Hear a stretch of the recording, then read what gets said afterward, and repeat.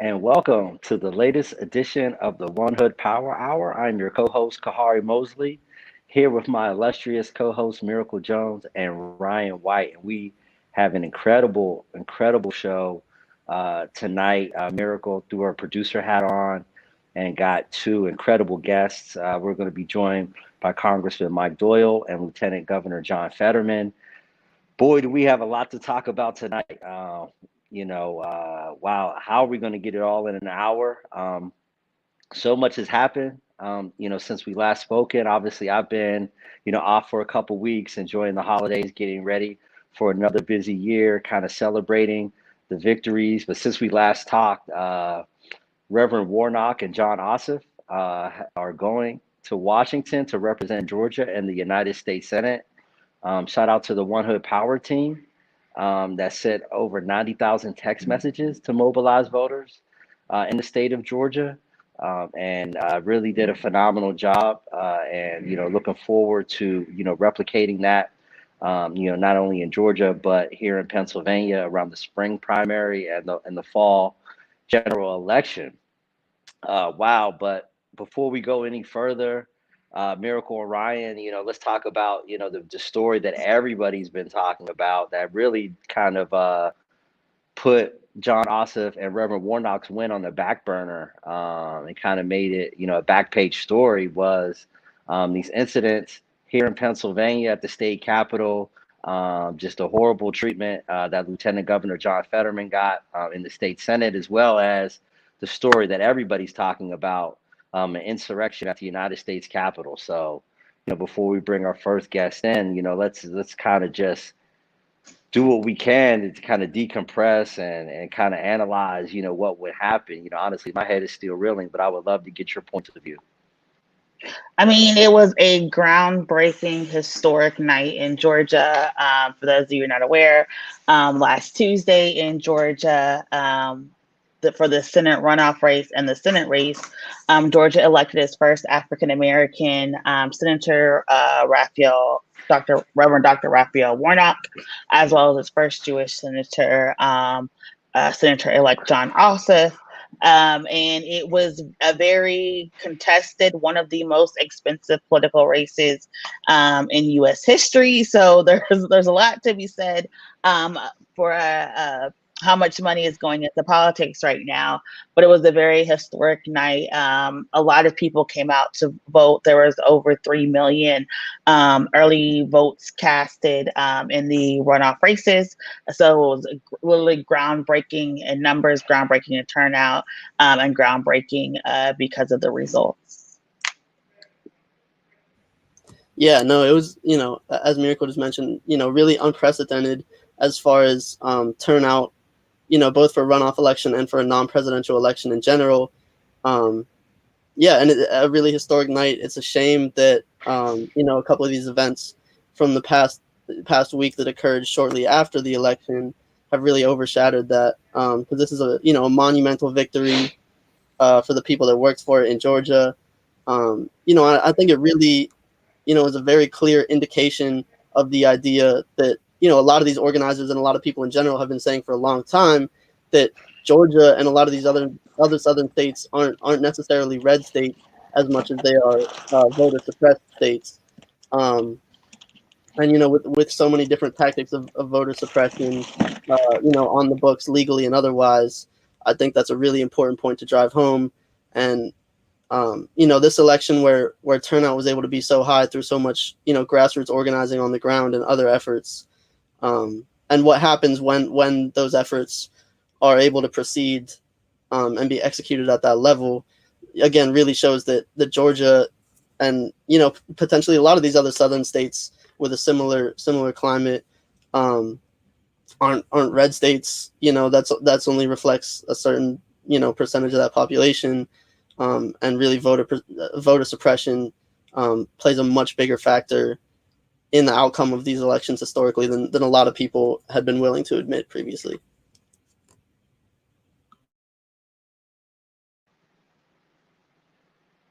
Right.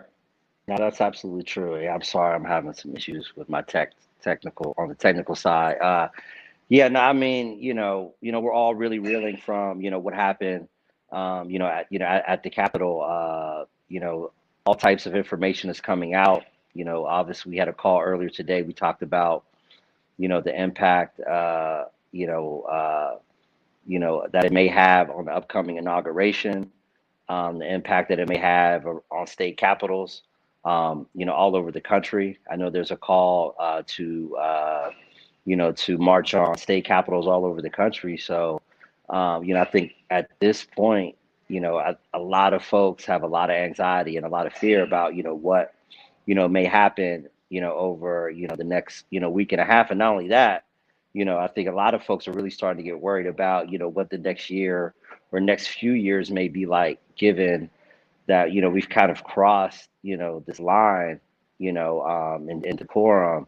And maybe we crossed it some time ago and just didn't realize it. But yeah, we definitely, have reached, territory we haven't seen probably in at least 150 years. I'm. I think there has been a lot of contested situations going on, and I think a lot of times we always look at them as like isolated events, but there's been a lot of violence brewing in various parts around the country, Pittsburgh included. And I think that what we saw for the Capitol was one, a lot of deference. Like people were like, "This can't happen here.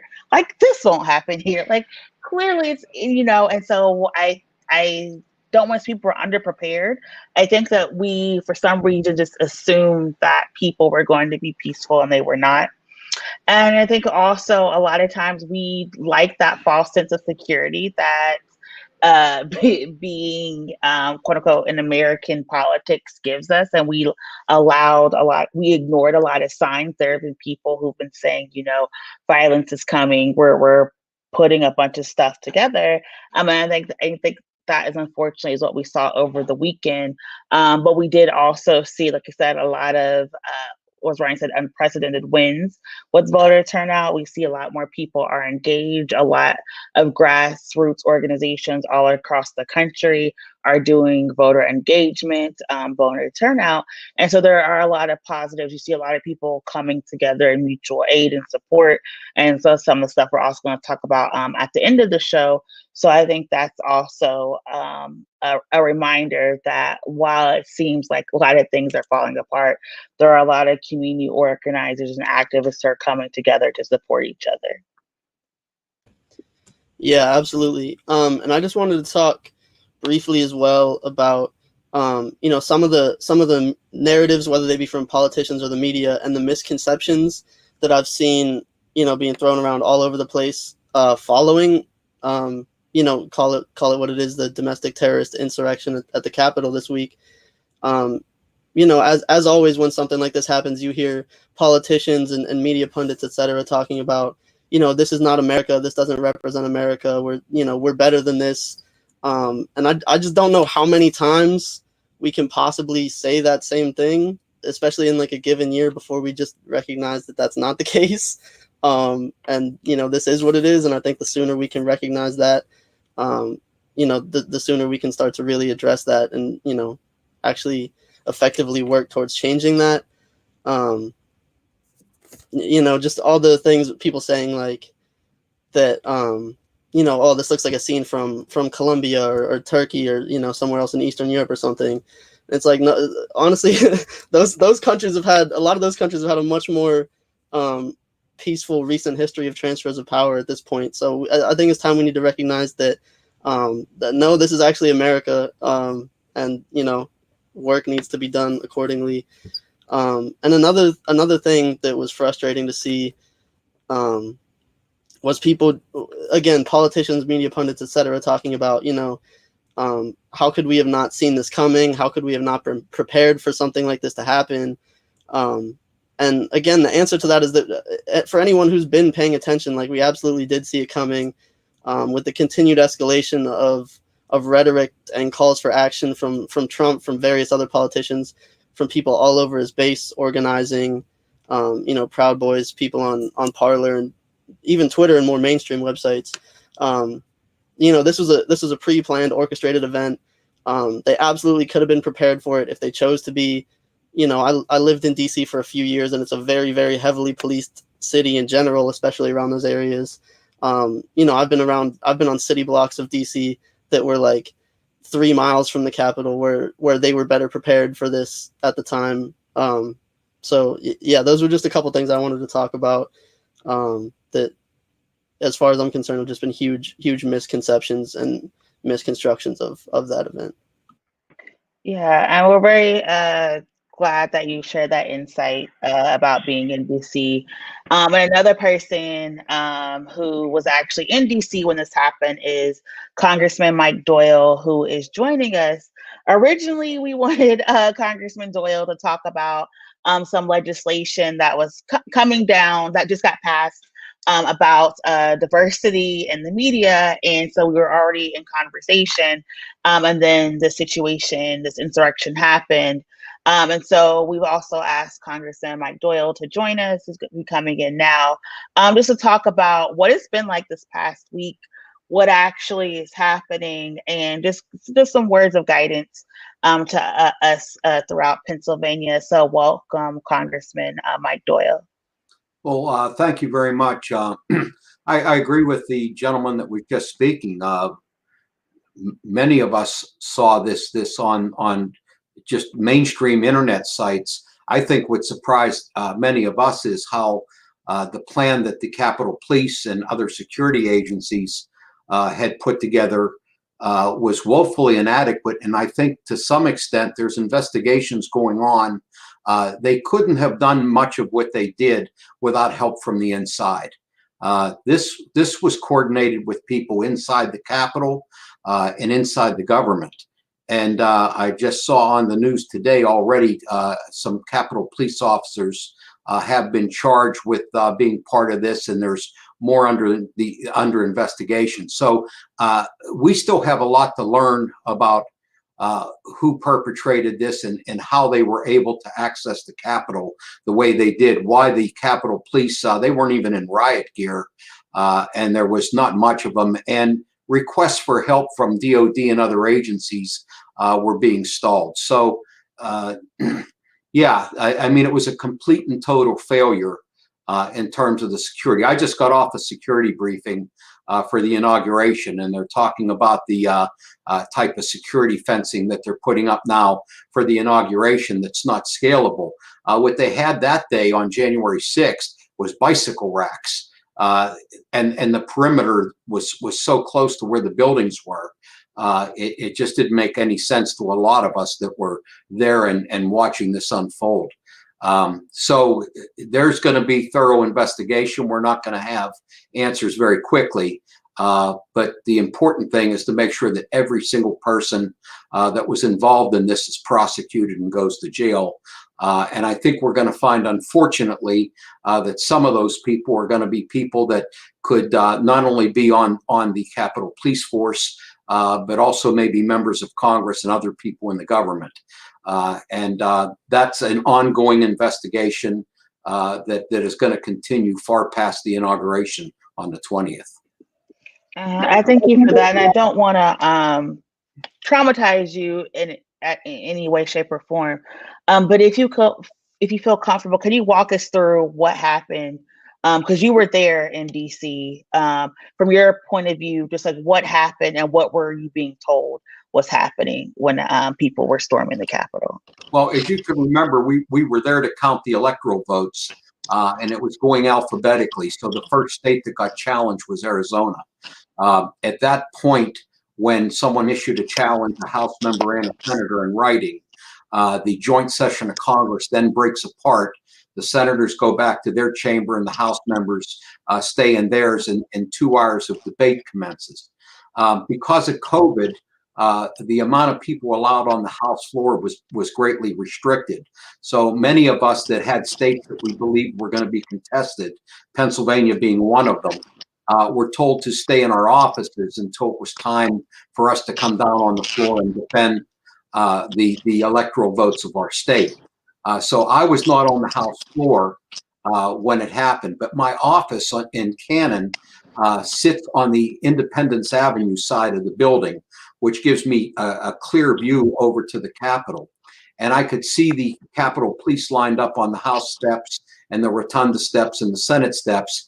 And by my count, there was maybe 15 or 20 of them. And I noticed they weren't in any particular kind of riot gear. And the other thing that struck me is that the fencing, which I said was like bicycle racks, low level, people could have stepped right over them, was very close to the perimeter of the Capitol, which didn't make a lot of sense to me. Normally, when we have large demonstrations coming to DC, and we have them frequently, the perimeter that's set up is back on the grassy area, and no parts of that parking lot are people allowed to congregate.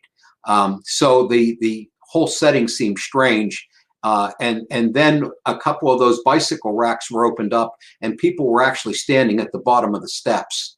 Now, if you've been to the Capitol, the doors going into the House and the Rotunda and the Senate are like 20-foot tall iron doors. There's no way to breach them if the doors are shut.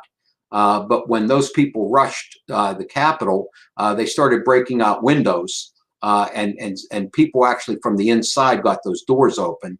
And the 10 or 15 police officers were facing literally hundreds of people that were just pushing it against them. These people had, many of them, I described two types of people that were inside the Capitol. There were some that were wandering around looking up and down like they were on a museum tour, and were caught up in what they thought was something fascinating.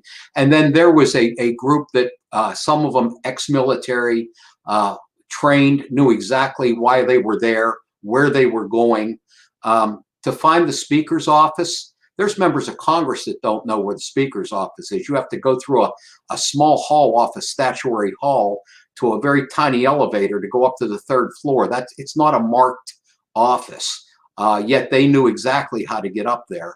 And the same with the other offices. The Secret Service whisked away the Vice President and the Speaker before they could break into the House or the Senate.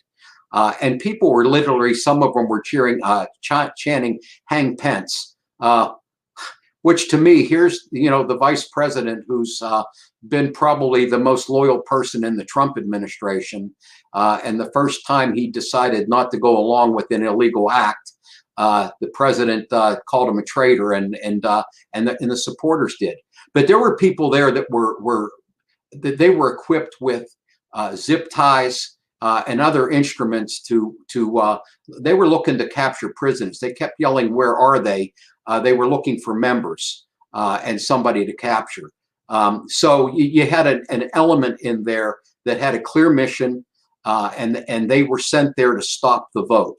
And the other thing that struck me is I kept saying to myself and to others, I started making phone calls and said, "Where's the National Guard?"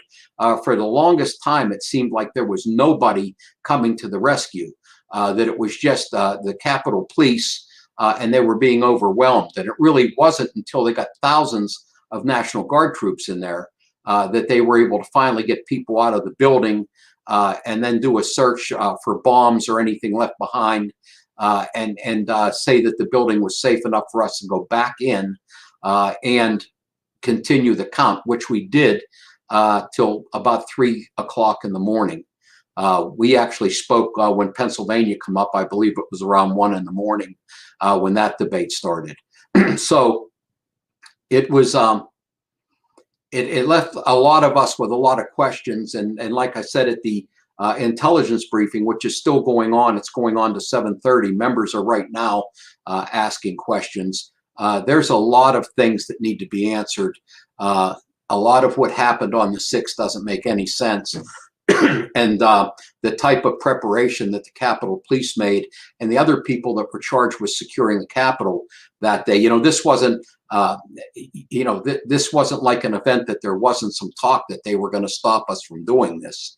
And many of us just assumed that there was a security plan in place. I've been there a long time, and I never felt that the Capitol could be breached like that. And I think that's what most members thought, that there wasn't anything to worry about, because we thought they had a good security plan. They obviously didn't.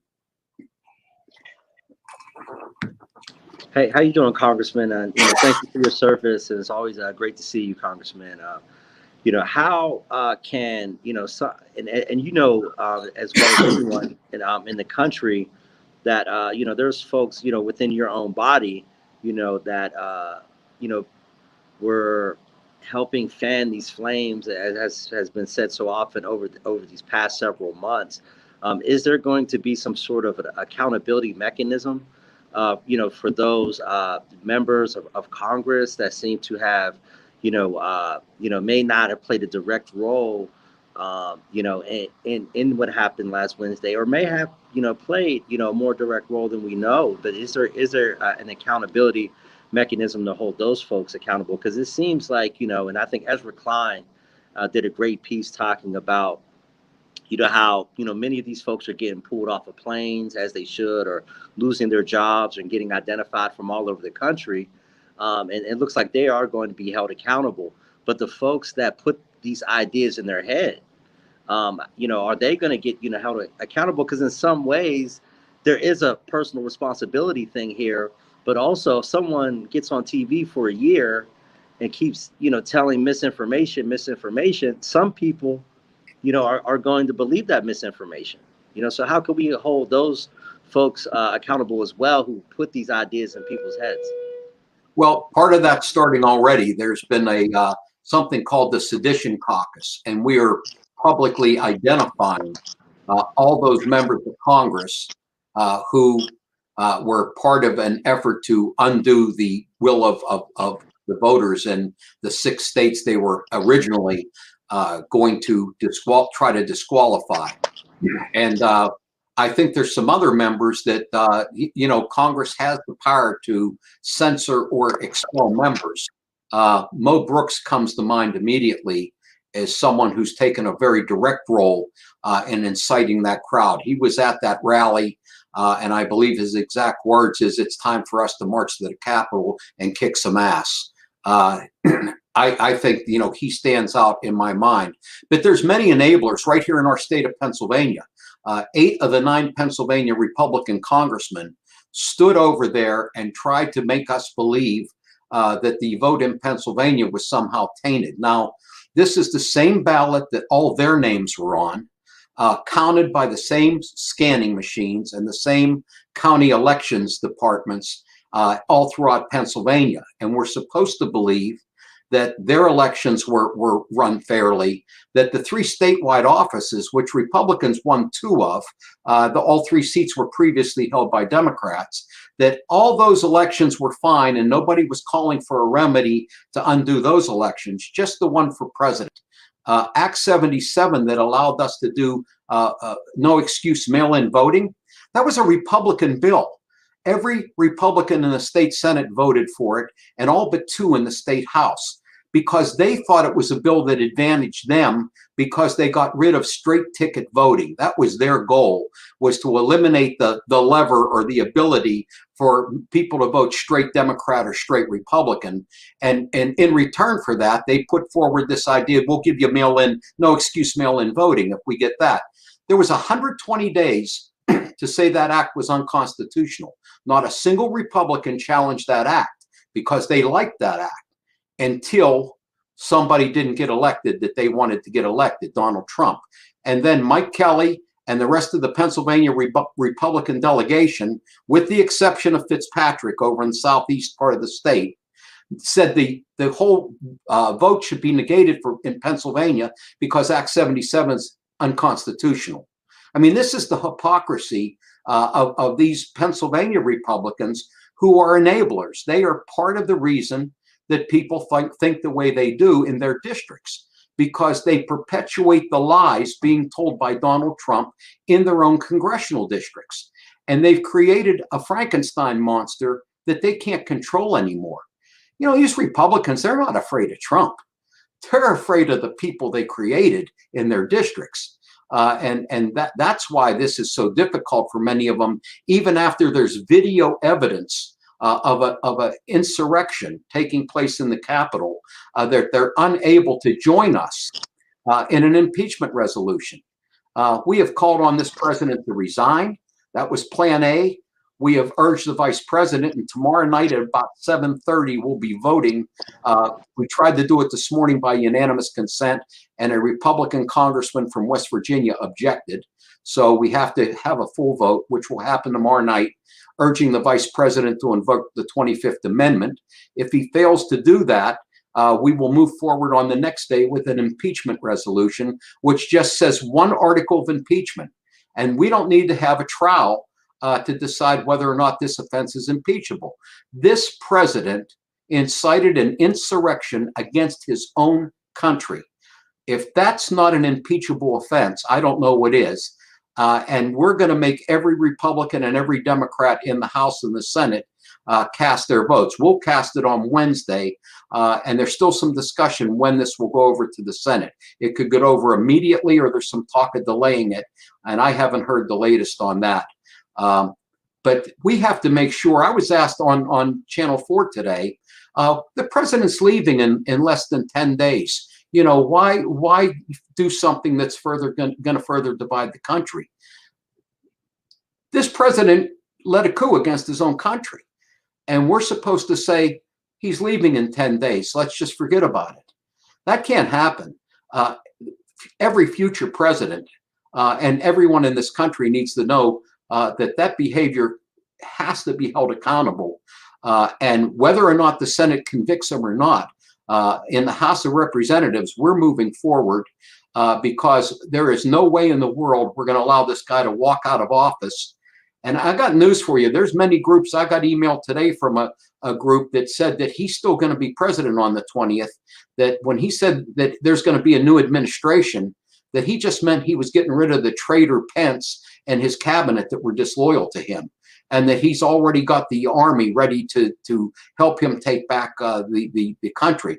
This is what's been created by that, and by an internet that allows this kind of disinformation to circulate freely to millions of Americans, whether it's on mainstream sites like Twitter or Facebook, or whether it's on lesser known far right sites like Parler. And it's just now that the internet providers, you know, the Twitters, the Facebooks, the others are finally saying, well, we're going to start to police that. Well, they should have policed it 4 years ago. That is in the bailiwick of the committee that I chair. And there's going to be some intense scrutiny on Section 230, which is the liability shield that allows these providers to not be sued for what other people post. That's going to be a big discussion too.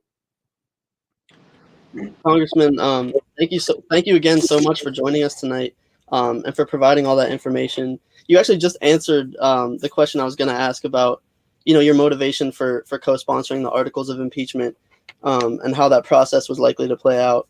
So thank you for going ahead and answering that. And yeah, so I guess another thing I wanted to ask you about, just to shift the topic a little bit, since this was the original reason that we wanted to have you on here, was just to give you an opportunity to talk a little bit about that media diversity bill, the House Resolution 549, I believe, and just talk about how it pledges to eliminate barriers to media diversity. And so, you know, what specifically is meant by that, what you see those barriers as being, and how, you know, the House and yourself will work to address that. Yeah, the bill in the House was put forward by Val Demings, and there's a companion bill in the Senate that Senator Jackie Rosen has introduced. The problem with 549, and it passed the House by voice vote, and the reason it passed the House by voice vote is it's a resolution.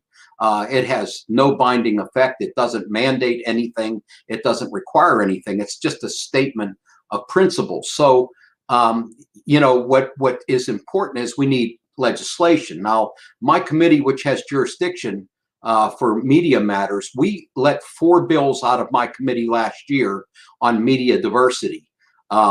One was this, which was a resolution about the intent of Congress.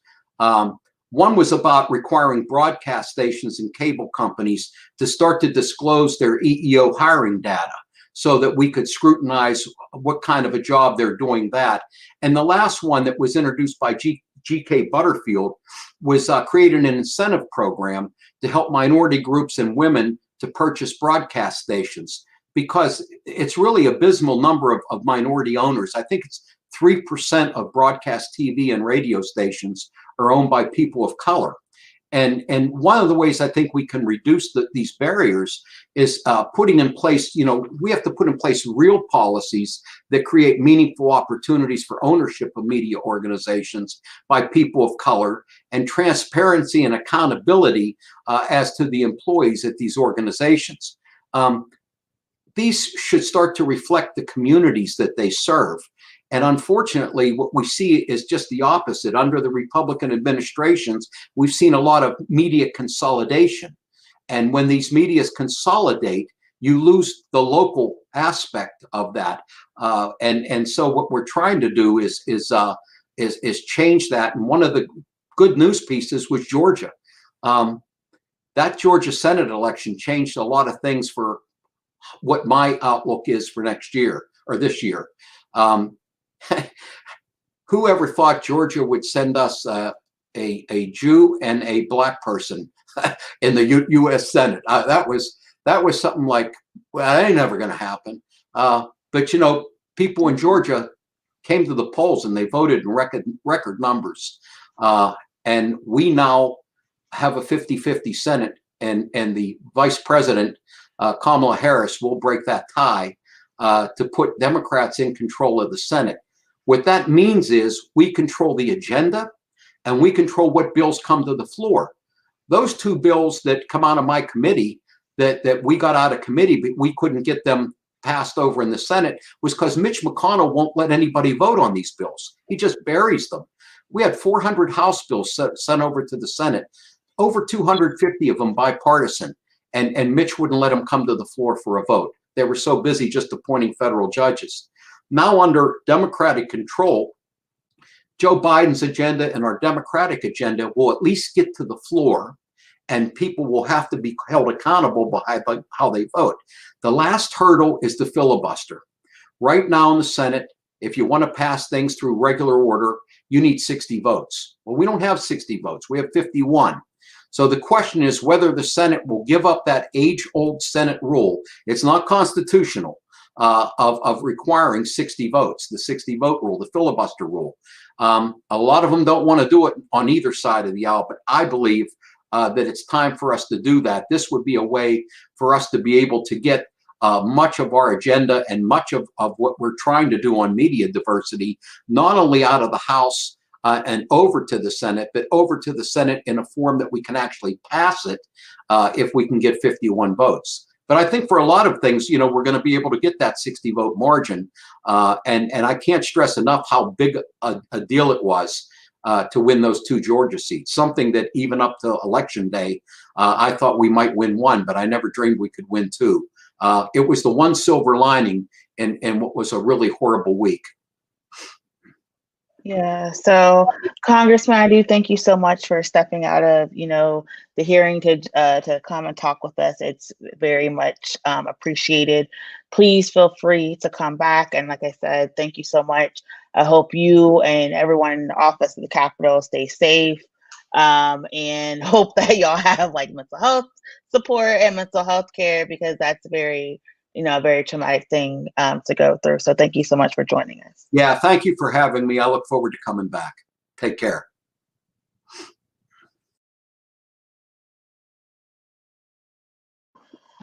Wow, it's been a week, and while stuff was going on in Capitol, at the other Capitol in Harrisburg, there was more events occurring. And so joining us to talk about some things going on here locally and some of the responses that we need to be aware of is Pennsylvania Lieutenant Governor John Fetterman and Julie Strickland, who is joining us just to talk about the events of the past week and some things that we can look forward to in here in Pennsylvania. So welcome, Lieutenant Governor. Hi. Hey, Julie. Hi, good to see you. Oh, so how are y'all doing? Not much has been going on lately. So yeah, nothing at all. Another week, So Lieutenant Governor, we'll start with you. What happened at the Senate? Like, what is going on, and how are is this issue about Senator Brewster's seat going to be resolved? Sure, I'd be happy to. So last Tuesday in the Senate was basically what I would call picture day, where all the new senators of both parties that either won re-election or won their election are sworn in. And it's really just ceremonial. Families are there, and it's one of those like pleasant bipartisan days, at least traditionally. So the Senate GOP majority announced that they were not going to seat Jim Brewster, who happens to be my state senator as well. And their rationale was like, well, he had a close election, so we're not going to seat him until some of the court cases play out. And what was odd about that is that Jim Brewster was certified by the Secretary of State as the winner. The Supreme Court affirmed the decisions that allowed them to arrive at that decision. And his credentialing was identical to any of the other senators that were going to be sworn in of either party. And they were going to go ahead and deny, our district representation, as well as Senator Brewster taking his seat, just for no other reason other than it was just a flex. So as president of the Senate and the presiding officer, when they made to move that motion to make that a reality, I refused to advance that motion and entertain it. And after a lot of drama ensued, they invoked a parliamentary procedure to essentially create a vote amongst the GOP majority to essentially eject me from the chamber in order to appoint a new presiding officer of the Senate, at which point I, of course, declined.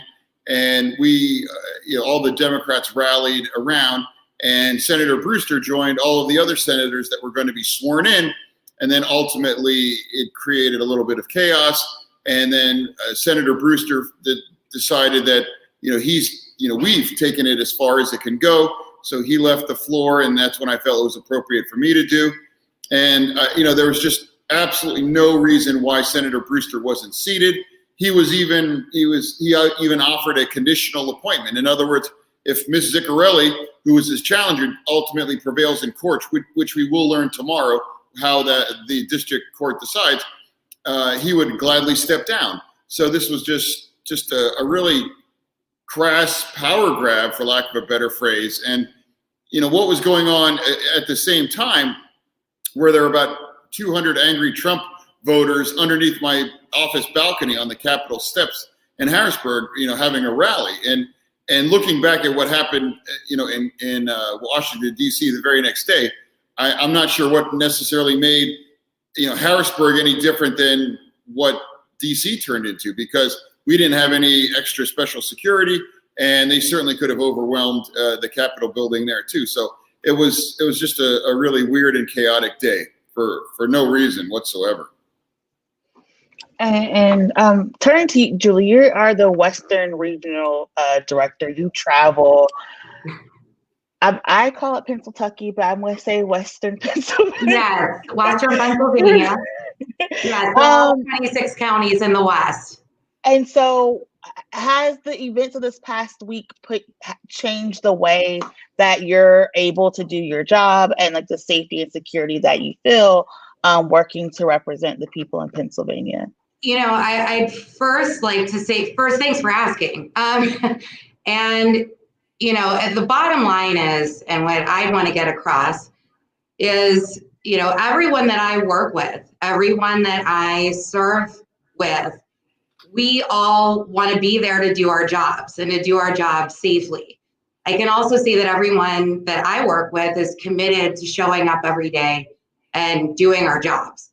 I, of course, find the rhetoric concerning, and what we saw last week certainly had an impact on me personally, and certainly my own family.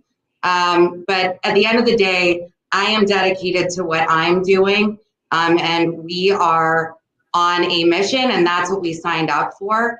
And I know that the governor sent out a message to all employees, reminding all of us of his commitment to making sure that we're all kept safe.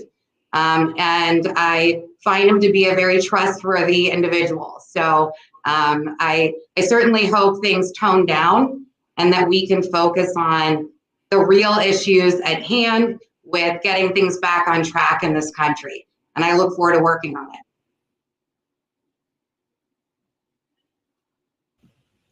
And so, Lieutenant Governor, first of all, thanks again for joining us tonight. Really appreciate it. And just to follow up with Miracle's initial question and your response on that, is there, any sort of possible remotely conceivable scenario where the ultimate outcome of this is not Jim Brewster being seated again as state senator, or is this just a matter of time is this just a matter of waiting for that court case to be settled and Senate Republicans to inevitably concede that eventually? Yeah, there's any number of outcomes. One, the court could find in case of Ms. Ziccarelli tomorrow, and I don't know if the Pennsylvania Democratic Caucus can appeal that or would appeal it, or to what court or what level that would appeal to. Senator Brewster could prevail. Then I don't know, the GOP has the option, I presume, of appealing that further down the road. Or the Senate majority could just say, you know what, we're not going to seat him because the race was too close. It was 68 votes.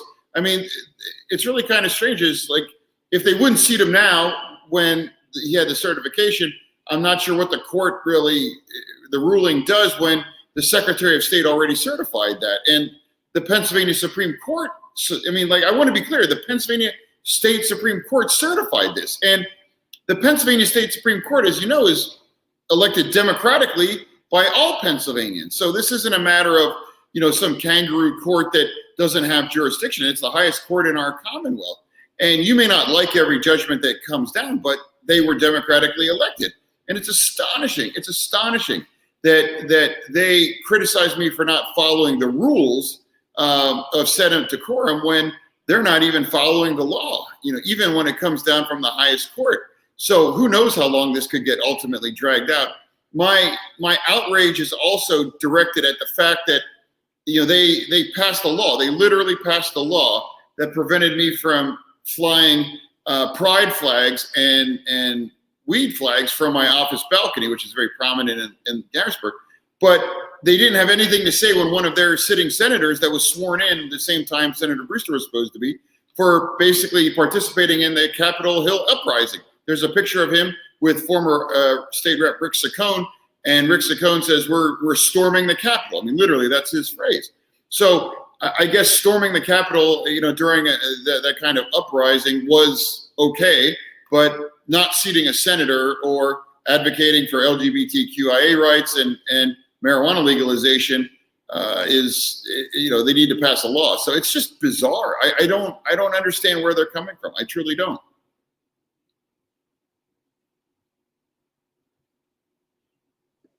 Kara, you're muted.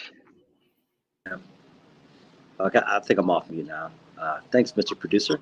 Mr. Lieutenant Governor, one of the things that I've noticed is in the misinformation campaign about how Act 77 was implemented and how the election played out, in the state of Pennsylvania, it appears that some across the aisle are trying to use it as a way to try to pass more draconian laws that would make voting even harder. I feel like, I'm hearing a lot of rhetoric from the other side of the aisle, about we need to really look into what happened in this election and create, safeguards to restore, some sort of,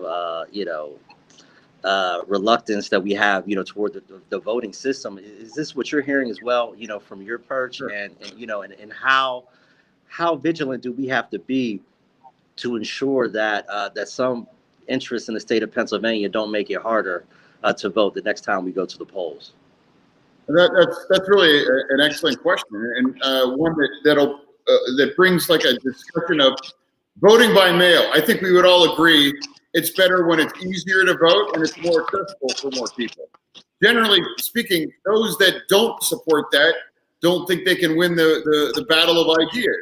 I think the party with the best ideas wants the most people to vote because then they're going to win. So vote by mail, I want to be clear. I want to clear up any confusion. Vote by mail was 100% a GOP bill. They voted for it unanimously. In fact, almost all of our Allegheny County delegation, both in the House and Senate, voted against it. Same with Philadelphia.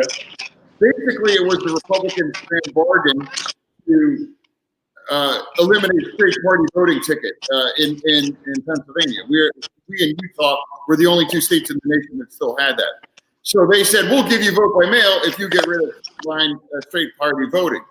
And then after it passed, there was great fanfare and they were excited. In fact, the Pennsylvania Democrats said, whoa, 2020 is a big year. Let's just wait till 2021 so we can iron it out. And they're like, no, we want it on 2020 because they were banking on suppressing the votes out of Philly and Pittsburgh by not having straight party voting. So it's very sinister.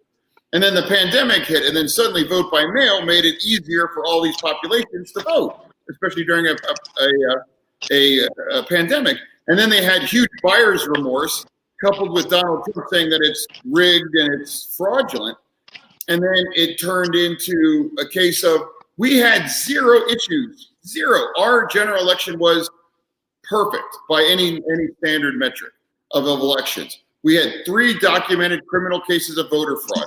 They all happened to involve Trump supporters having dead relatives vote for the president. And the Republicans are going to try something very sinister. And they are actually trying to change the Constitution through resolution in the House and the Senate, which would alter the very structure of our Supreme Court, how they're elected. And what they would do is allow districts within Pennsylvania to elect a specific justice on the Supreme Court instead of having these statewide.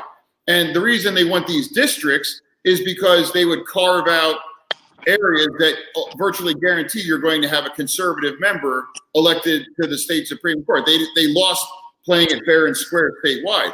So that is, I think, the most sinister and direct threat to voting rights and a lot of other things in Pennsylvania, because they are trying to, they're upset, quite frankly, that Democrats won the Supreme Court in 2015. And they're literally trying to change the Constitution because they're sore losers. So they're trying to essentially gerrymander the state Supreme Court. So Pennsylvania voters have to vote that down, and they can only be successful if we as Pennsylvanians vote for it. And Pennsylvanians have a history of saying yes to constitutional amendments just because they don't necessarily get involved. But I would just urge, your incredible organization and its advocacy, because that's going to be huge, because that's front and center on their agenda to undermine voting rights and any number of things here in Pennsylvania. And before we go to the back to Miracle, I do want to thank you for calling out. I believe it was the Attorney Governor of Texas, multiple times, and hopefully I do hope you get your sheets. All you can eat sheets, extravaganza that you asked for. But I think I say it with humor, but I think it was important that you did what you did to call him out and to make it a national story about how the only voting fraud that we found in the state of Pennsylvania was the fraud that you called out, which is 3 dead Republicans voting for President Trump.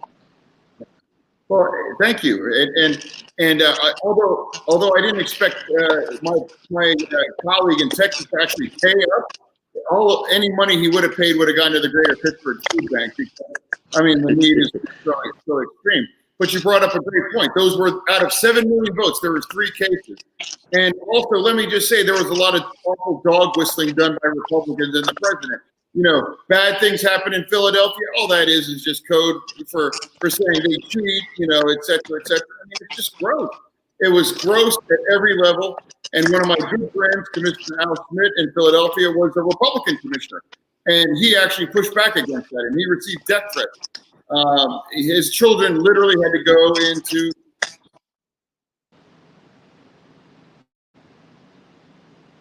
very specific, credible death threats. So it's an awful time. And even the Republicans that told the truth, just did their job, became targets of the president. And it's just not a surprise that what happened on Capitol Hill, when literally, our voting commissioner, Republican voting commissioner in Philadelphia, received extensive death threats for him and his family.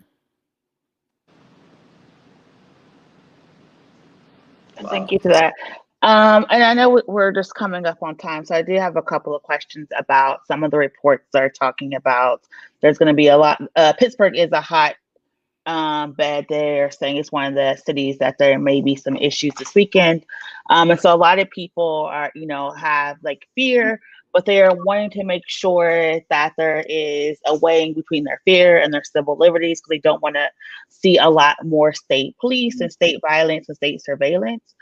So are there any plans that you can share with us about like how various government entities are going to be responding to these allegations of, I guess I would say, domestic terror threats that are being targeted at Pittsburgh and other cities?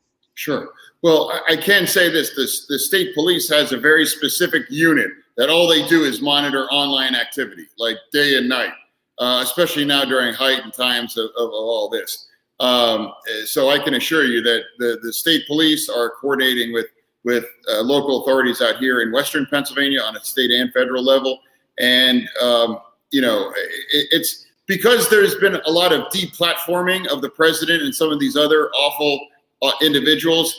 It's getting harder to kind of spread that misinformation, but it's something that is taken very seriously. They have to take it seriously. Look what happened in Washington, D.C. And I think that I don't believe that there'll be any additional violence of any kind. Certainly not on the order that we saw in Washington, D.C., but I think everyone's aware of that. But of course, there are people that are committed to disrupting, and there are people that are committed to violence, as most crazed kinds of supporters. But fingers crossed. And then I guess because it made news, you hit a really good threshold for your unannounced campaign for Senate here in Pennsylvania. What are some of the issues that you see are the biggest unanswered issues that Pennsylvanians want you to represent them for? Sure. Well, our minimum wage is $7.25, which is shameful. $15 an hour, is the minimum that anyone should be working for. Then you have unions, you have healthcare, you have LGBTQ rights, you have police accountability, you have voting rights, you have legalizing marijuana, you have systemic criminal justice reform, which if I have a couple minutes, I'd love to talk about pardons. I'm chair of the board of pardons, and Julie's joining us. She's our pardons coordinator for Western Pennsylvania. I really want to sell that because I'm lieutenant governor for 2 more years, and we have expedited pardons processes now, and they're free. There's no application fee. So Julie is an expert on the process, and we are sending more and more people through and giving more and more, just as faster than it's ever happened in the history of Pennsylvania, quite frankly. So I would just like anyone who's watching that might need something taken off their record, especially a stupid marijuana conviction from years ago, ridiculous kind of conviction, that now is the time to apply. I also work with, I spend a good deal of time working with groups, even doing things virtually now. That's one change from COVID. Normally I'm out and very engaged with the community and going to speak about the pardons process. But I'm open to talking to anybody about the pardons process and really making sure that everyone understands, the pardons process could be a great option for you. And, there's no cost to apply. And, really, I think it's worthwhile to investigate. Julie, I'm of the opinion you don't even need an attorney. Do you agree with that? I would agree with that.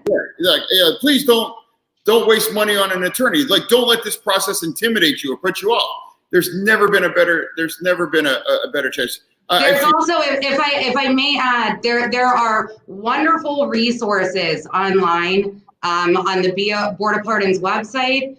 There are YouTube videos walking you through. I think, the team has worked very hard to make sure that we get that information out in as many ways as possible. Certainly people learn differently. So there's a variety of different ways and flow charts. And certainly by contacting our office, I'm certainly more than happy to share those resources with folks as well. And I mean, if I'm sure everyone's familiar with Corey Sanders' case out in McKeesport. I don't know if you remember. He ran and won a McKeesport council seat, and he was denied because he had a drug conviction from 1993, and he had to give it up. And I was outraged by that during my first campaign and called for a pardon. And then he applied, and then he was ultimately denied under my predecessor. And then when I took over, I said, you got to get your app in, back in and reapply. And he did, and he just got a pardon just a few, month or two ago. And now he's got an entire political future and career ahead of him if he so chooses to run for elective office. He has a clean slate. And, and the fact that McKeesport was denied his leadership over a drug conviction a quarter century ago, that's the essence. That's the reason why we have this pardons process. And now, for the first time more than ever in the history of the Commonwealth, those folks that are living their best lives and still living in the shadow of that mistake that they made 10, 15, 20 years or more have the opportunity for free to apply, have it stripped from your record, and open up a whole slew of new opportunities. And Julie is our Western Pennsylvania director. She's an expert in that. You don't need an attorney. The only thing you have to lose, quite frankly, is your record. And I just hope everybody takes that to heart, because it really, truly is an opportunity to do this. And we have expedited reviews. We have it so now that if you get 4 or 5 votes in merit review, you don't even have to show up to the hearing, because that's how streamlined we've had the process. So Julie's going to have information for everybody to reach out. But this is one of these practical things, that I just, I'll never do anything finer in public life than to help bring these kind of second chances to people that deserve them. And for the first time in Pennsylvania, we're also digitizing the process too. That was slowed down because of the pandemic, but that is also happening. So. Yeah, I've been to some of the hearings, and it astonished me. Like, people were like, hey, like 20 years ago, this, and I'm like, 20 years, 30 years. And so just to see like the joy and the tears of relief when people get approved is something that I think everyone should watch the hearings and participate to see like how important it really is. And I know we're wrapping up on time, so I'm gonna just kick it over to Ryan to ask the last question. Yeah, for sure. Thank you, Miracle. Yeah, so that was kind of the last question I had as well, along the same lines. But I guess, in addition to some of those issues that you would want to address, what prompted you to seriously consider another run at the U.S. Senate in the 22 election cycle? I just, all those issues are still front and center, in our country. And I think Pennsylvania needs an opportunity to send 2 Democratic senators, just like Georgia did. And I think again, take your pick on all these issues that we're talking about tonight. It is only made possible if we have control of the Senate. As Congressman Doyle pointed out, if we don't have a Democratic senator that can, look at the damage Pat Toomey has done. In the last couple of weeks, he's found his spine, but that's only because he's not up for re-election anymore. He's retiring. The fact that he couldn't stand up for the truth, he couldn't stand up for anything. He towed the Trump line. Like Betsy DeVos. Betsy DeVos was confirmed by a 51 to 1 vote majority, and that was Pat Toomey's vote. Think about how things could have gone differently as well too. So, the things that we work on, and as Lieutenant Governor, are things that looking to take to Washington.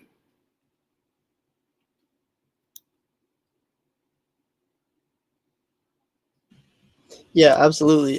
Thank you for that. Again, really appreciate you, being able to join us tonight, talk about that, especially with, all the recent events that have unfolded the past week, and all the urgent issues that have been spotlighted and that have come about as a result of that. So thank you again for your time. Well, I of course am delighted to be here. Thank you for having me. Julie, thank you for joining us. And yeah. Of course. I just want to make one last shameless pitch for pardons. Please, again, truly, in the history of the Commonwealth, there's never been a better time to get this, to free yourself of something from years ago. So thank you. Don't be intimidated by the process. Please reach out. Absolutely. Thank you both for your time. Yeah, come back anytime, please. Be safe. Good to see you. Yes, Absolutely. please stay safe. Yeah, so it's a lot going on in Pennsylvania. Like Lieutenant Governor said, tomorrow the local courts are supposed to rule about how they're going to seat the seat because it is contested. So one argument that some of the Republicans have made is that due to the nature of the votes, due to the issue with the signatures, that the Senate themselves should be able to vote on who gets seated and who has the win. And so it's going to be a very interesting day tomorrow. But Ryan is going to talk about some couple of interesting events that we have coming up next week for MLK Day, and then I will come back to do the wrap up. Absolutely. Thank you, Miracle. So yeah, for MLK Day next week, National Day of Service, we have a couple different events that we're helping to organize with the Presidential Inaugural Committee helping to promote that. But we're also working alongside the Alliance for Police Accountability, Take Action Mon Valley, Pittsburgh I Can't Breathe, and various other groups in these efforts. And so the two main things we're working on, around MLK Day and the National Day of Service, is first of all, we're working on organizing a rent relief fundraiser. So the GoFundMe is up for that right now. We're already collecting donations for that. And that'll run even through next week, until our current goal is 5,000. We're going to see if we can raise even more on that and work on getting that distributed to, the people who are in most urgent need of assistance, as evictions continue to be a looming threat, unfortunately. So that's the first event we have for this upcoming week. And we're also organizing a community food drive, which will be next Monday, starting at 11 a.m. at Black House Collections, which is, I believe, 440 First Avenue downtown. And so, yeah, we're also taking donations for food from, anyone in the general public right now as well.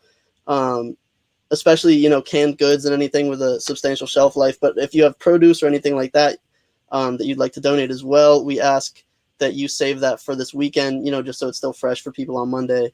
But yeah, so for anyone who needs, access to food, healthy food, stuff with, a pretty substantial shelf life, absolutely stop by. We're getting donations from the food bank, potentially some other grocery stores and farms, and the public in general. So we should have a lot to distribute. So we're, really excited and looking forward to both of those events. And then we also have a virtual event this Friday, which will be broadcast on Facebook Live. We're still finalizing the details for that, likely at 6 to 8 p.m. And that'll be in connection with our rent relief fundraiser, just really, trying to raise awareness for that, get some more donations in. And we'll be having some guest speakers from PER and other organizations to provide people with, important information and resources and other things along those lines in connection with getting rent relief.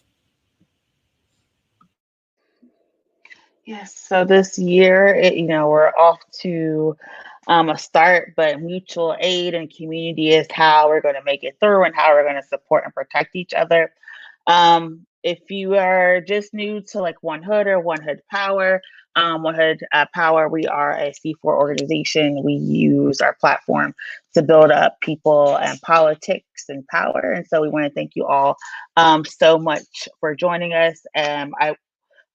For the rest of the week, we have a lot of events happening because white supremacy does not stop. So we do have this week of white supremacy coming back on Wednesday.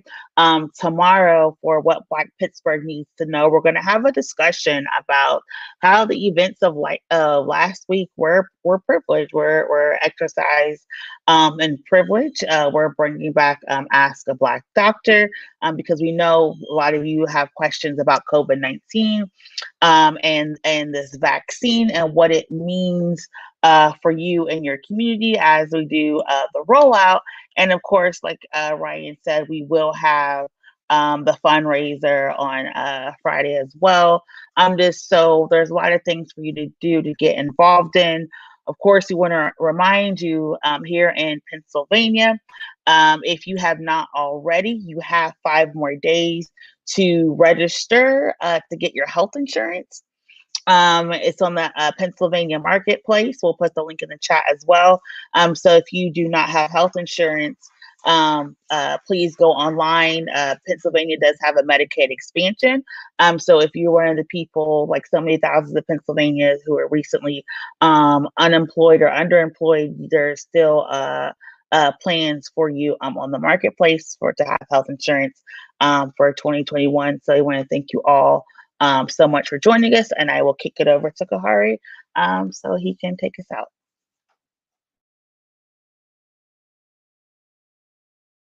May still be. Yeah, there we go. Thank you, producer. Want to thank Congressman Doyle, Lieutenant Governor John Fetterman, as well as Western Pennsylvania Regional Director Julie Strickland Gilliard, as well, for joining us for just a really powerful episode of One Hood Power Hour. Obviously talking about all the chaos at the capitals, important legislation, voting rights, media diversity. So this is a great example of why we want to use this platform as a way to keep the community engaged and hear from folks that you may not hear from every day. So again, I want to thank Lieutenant Governor John Fetterman, Congressman Doyle, Julie Strickland Gilliard for joining us. And until next Monday at 7 p.m., stay safe, stay engaged, definitely stay safe. I'll reiterate, stay safe, over the next week and the weeks moving forward in the midst of this pandemic and in the midst of this unrest. Let's hope for better days will come sooner than later. So thank you for joining us again. For my colleagues, Ryan White and Miracle Jones, this is Kahari Mosley signing off for the One Hood Power Hour. Thank you for joining us.